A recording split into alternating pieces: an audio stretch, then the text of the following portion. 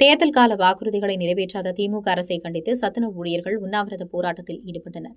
கடந்த 2021ஆம் ஆண்டு நடைபெற்ற சட்டமன்ற தேர்தலில் திமுக வாக்குறுதியாக சத்துணவு ஊழியர்களுக்கு காலமுறை ஊதியம் நிர்ணயம் செய்யப்படும், ஓய்வூதியத்தை அதிகரித்து தரப்படும் என்பன உள்ளிட்ட வாக்குறுதிகளை அளித்திருந்தது.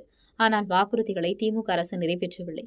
காலி பணியிடங்களை நிரப்புவது, காலமுறை ஊதியம் உள்ளிட்ட கோரிக்கைகளை வலியுறுத்தி தமிழ்நாடு சத்துணவு ஊழியர் சங்கம் சார்பில் இன்று மாவட்ட ஆட்சியர் அலுவலகம் எதிரே உண்ணாவிரத போராட்டம் நடைபெற்றது. போராட்டத்தில் 100க்கும் மேற்பட்ட சத்துணவு அமைப்பாளர்கள் பங்கேற்று ஆர்ப்பாட்டத்தில் ஈடுபட்டனர். வட்ட தலைவர் TNGPA அவர்களுக்கும், டி. திருஞான சம்பந்தம் மேமா தலைவர் அவர்களுக்கும், வி. நாகராஜன் மே மாநில பொருளாளர் TN ஆகியவர் TNGA அவர்களுக்கும், டி. ராயர் பொதுச் செயலாளர் GAC அவர்களுக்கும், ஏ. ஜெயராமன் தலைமை தோழர் கே.